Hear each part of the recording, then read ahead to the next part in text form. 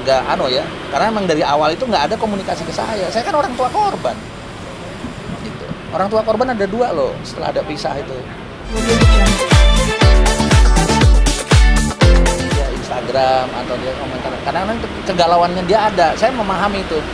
Ya kok ini gini, kamu ambil wudhu dulu deh, saya bilang, coba kamu sholat 2 rakaat aja kamu biar tenang gitu. Baru dia memahami, oh iya ya, saya aku banyak belajar dan dia selama ini banyak belajar sabar. Yang biasanya emosional, sekarang dia bisa ambil hikmahnya bahwa segala sesuatu itu harus diputuskan dengan kepala dingin. Saya kadang-kadang suka ini, makanya kalau adiknya juga bilang, Mas Angger sekarang udah cool gitu, nggak dibawa-bawa emosi. Setiap pengambilan putusan dia diskusi biasanya sama saya atau sama adiknya, kami bertiga itu selalu. Jadi saya terima kasih Mbak semua nih teman-teman. Mungkin kurang keras.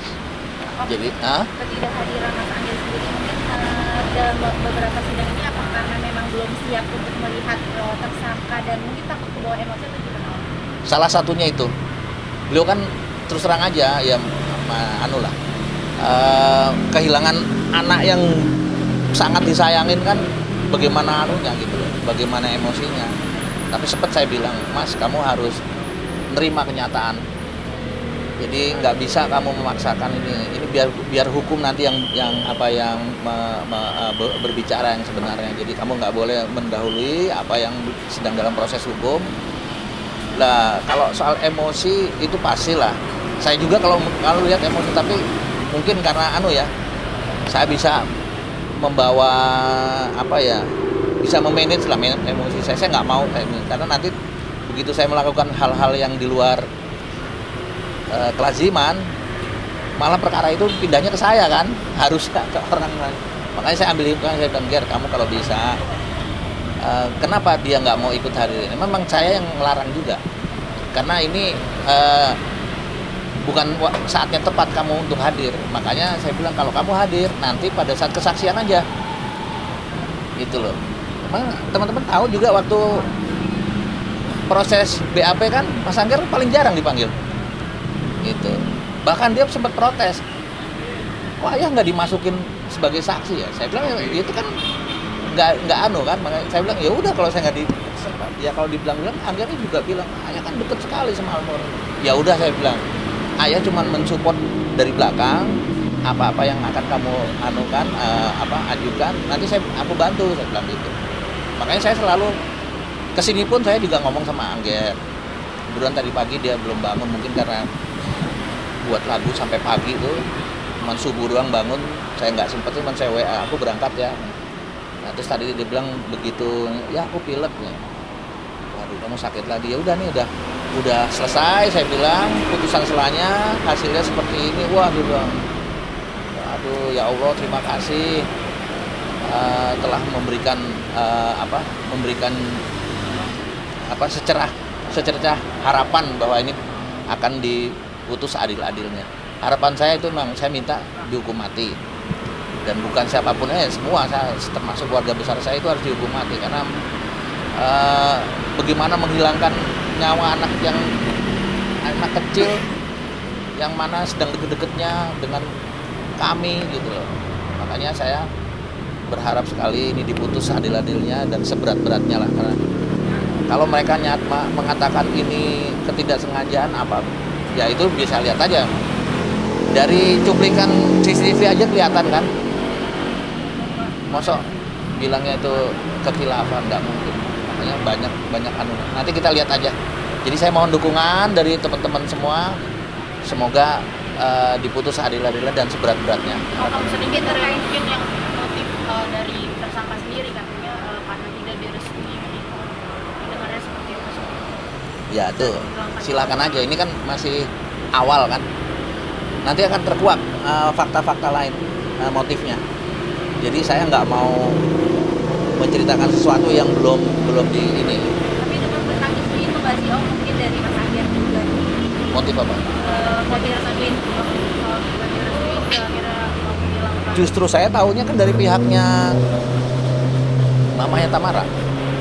Dia cerita Tapi kalau dari versi saya, ya saya ada versi lain dong. Cuman itu nggak bisa saya kemukakan.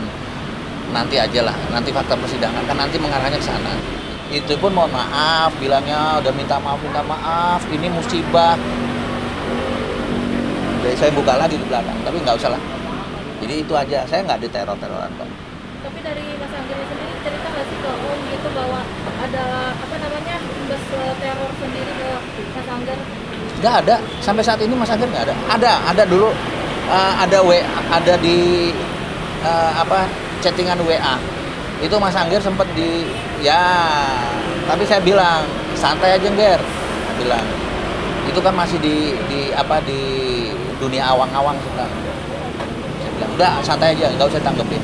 Semakin kamu terpancing emosi, nanti semakin kamu akan terpojok, saya bilang gitu. Ya, alhamdulillah dia bisa memanage emosinya dia. Jadi apalagi bertanya? Mungkin kan terkait yang dari pihak Tamara kan bilang katanya dari pihak Om menduga Tamara tuh menutup-nutupi sidangnya. Nah terus pas sidang yang tanggal 27 itu katanya Om itu dikasih tahu sama pihak Tamara, lebih tepatnya ibunya Tamara yang WhatsApp Om duluan. Nah mungkin seperti apa Om? Ibunya ngasih tahu tanggal 4 itu jam 12:30. Ya, saya langsung lari sini, saya panggil tuh pengacara saya. Udah kesini, saya nyusul sini sama adiknya Mas Anggir. Sampai sini kan saya terus hujan-hujan tuh, petir besar itu. Akhirnya bilang, ini gimana sih sidang kok gini-gini? Malah saya diketawain teman-teman. Loh emang Om nggak tahu kalau tanggal 2 ini udah sidang kedua? Hah? Dan sidangnya tertutup? Ah, kaget. Di situ saya bilang, yang ngasih tahu saya itu ibunya. Itu udah siang. Nanti sidang jam 1. Sampai ini ketawain orang. Gitu. Jadi mohon maaf kalau dikatakan saya udah dikasih tahu tanggal itu, siapa yang ngasih tahu?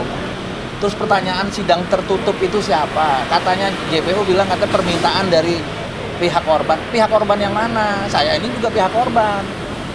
Kapan diberitahu? Komunikasi sama JPU aja enggak waktu itu. Saya kalau nggak teriak-teriak di Kejaksaan Negeri nggak keluar itu. Saya bawa surat. Saya bilang saya minta, saya penuh itu hari Jumat saya ingat. Tanggal 5 ya, setelah tanggal 4 saya teriak di sini, tanggal 5 saya buatkan surat, saya masukkan, satu saya antar sini ke KPN, Ketua Pengadilan Negeri, langsung saya masukkan, terus sekarang menjelang sholat Jumat, saya paham, karena saya juga dulu kan di birokrasi, oke, istirahat sampai jam 1, saya tunggu, begitu jam 1 saya serahkan surat ke PTSP di sana, saya mintakan waktu, saya bilang, Mbak, itu jam 1 seperempat, saya minta izin, bisa nggak ketemu JPU? JPU yang mana Pak? Ini namanya ada, saya sebutkan. Dia bingung, mau jawab apa, teringak-teringuk itu. Akhirnya dia bilang, Pak, beliau nggak ada di tempat. Lah ini jam kerja loh, saya bilang. Ini jam kerja. Mosok, saya kan pernah kerja di birokrasi. Selesai habis sholat Jumat, ya udah di tempat. Nah ini kan saya butuhkan, saya mau komunikasi. Dari situ saya bilang, saya agak karena emang dari awal itu nggak ada komunikasi ke saya kan orang tua korban gitu. Orang tua korban ada 2 loh setelah ada pisah itu, jadi saya nggak tahu kalau yang bilang permintaan sidang tertutup itu dari siapa. Kalau dari saya nggak ada, saya minta terbuka untuk umum dan diketahui oleh umum gitu. Jadi ya oke, cukup ya. Insya Allah saya ada pengacaranya Mas Anggir juga kan, jadi mudah-mudahan saya koordinasi terus kok. Kemudian beliau ini kan teman saya sekolah, jadi saya terima kasih teman-teman udah mau mengawal ya, saya sampai selesai lah.